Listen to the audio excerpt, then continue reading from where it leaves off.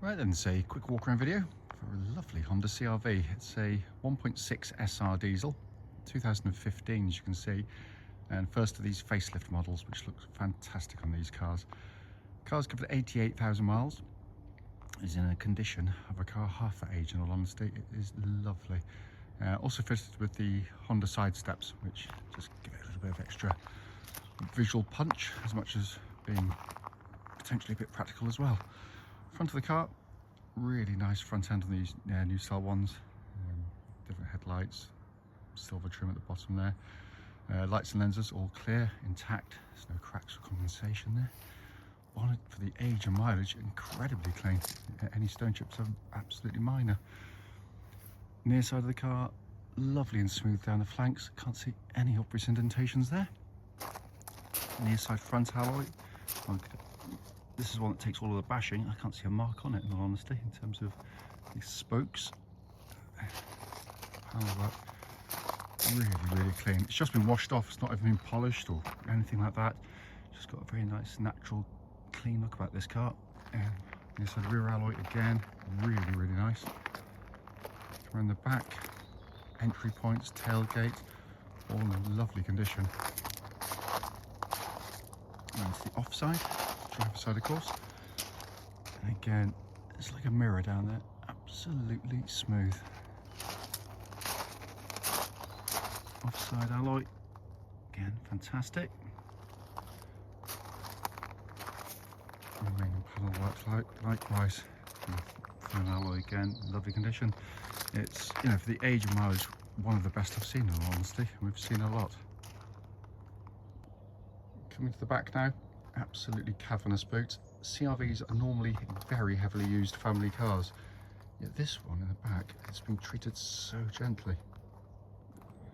So coming to the back, wide opening rear doors, enormous amounts of legroom, and then you've got this lovely half leather Alcantara interior. And again, this is where the kids normally sit, so generally speaking, very heavily used. Quite often a few marks, scrapes, indentations, but this one's been kept absolutely superbly. Coming to the front of the passenger side, full set of tailored mats for the car. Passenger seat again in really lovely condition there. Finally coming in on the driver's side, door card again very clean and tidy. As are the footwell areas.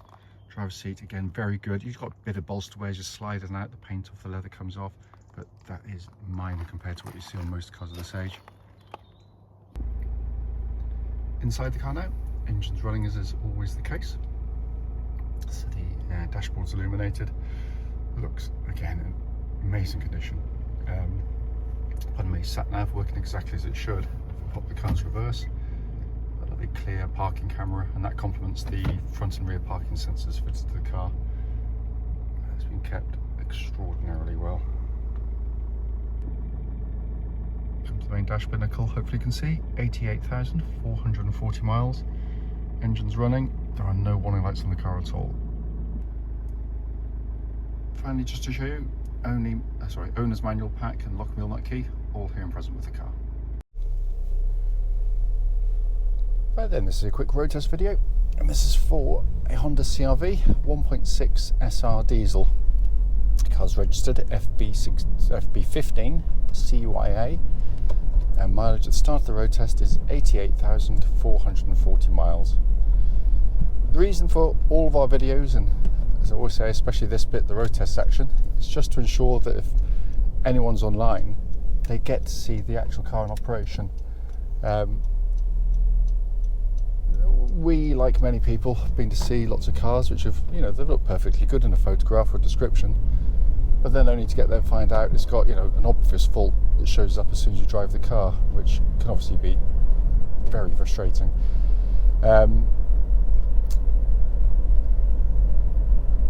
Road tests also done on these very quiet country roads in this beautiful part of Gloucestershire.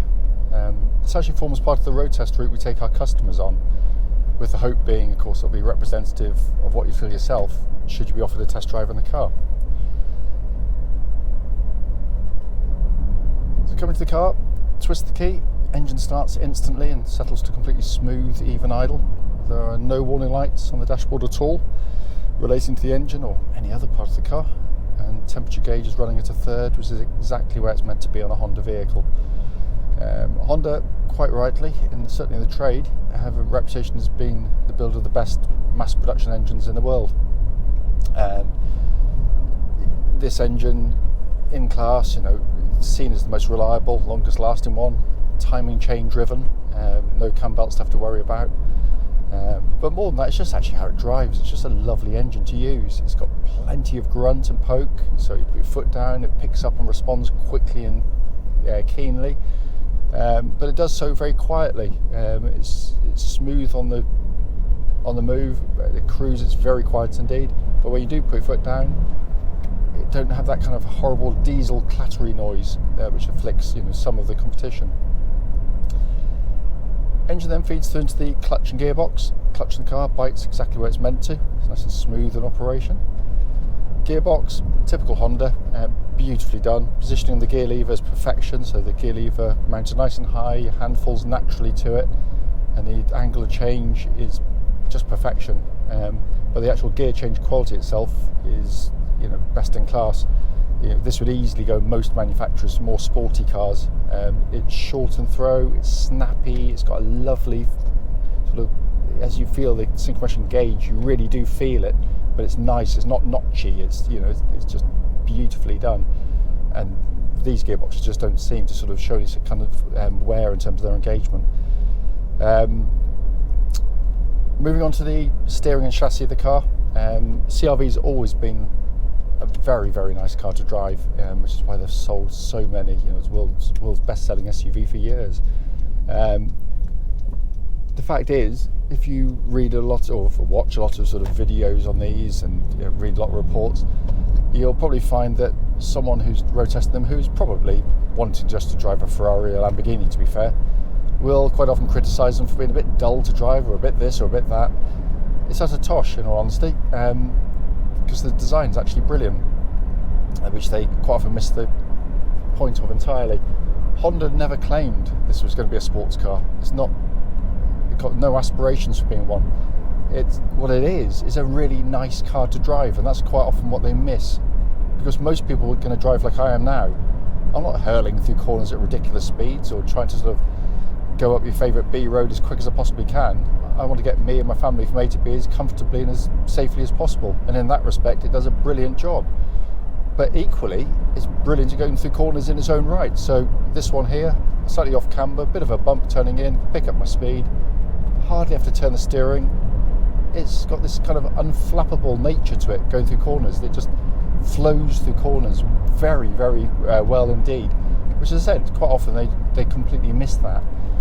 Steering's a big part of it. It's reasonably quick, it's very accurate, but it's also very, very nicely weighted. It's got heft to it, which makes the whole car feel lovely and solid on the road. Talking of which, in terms of the steering, track's nice and straight. There's no vibrations at this speed, or any speed actually up to the legal limit.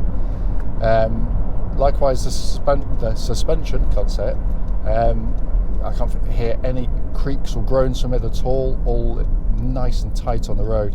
And brakes are very good as well. When you apply the brakes, even at speed, you don't get any kind of pulsing or vibrations going back through the brake pedal at all. So again, all in very good order.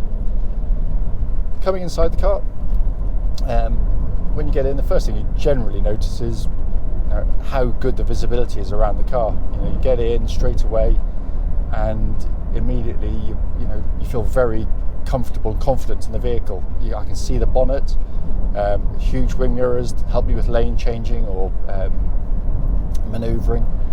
But yeah, driving position also fantastic. It's easy to get a very good natural driving position in the car.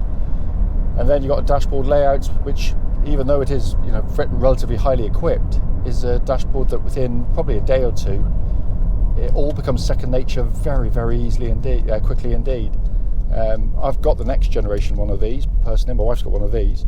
I still get into one of these, and it's just automatic. Everything's just so easy. The new one, I've got to think a bit more because there's lots more going on, and I don't like that particularly. sat nav, as you can see, working, Garmin based, which most people have used. It's nice and simple to operate. Down below that, lovely physical buttons and controls for your air conditioning system, which is dual zone, so you can have different temperatures side to side if need to be, and it pumps out ice cold air, by the way. If I press anything or twist anything, I'm met with a lovely high quality actuation to all of the controls. Beautifully done, as Honda always have done. And then your dash binnacle in front, lovely simple white on black gauges, easy on the eye, easy to take the information in instantly rather than have to kind of again have to squint to work out what you're trying to achieve.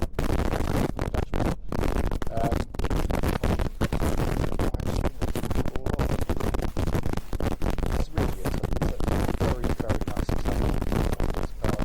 You know, I always go on about how well made cars are and how well engineered they are.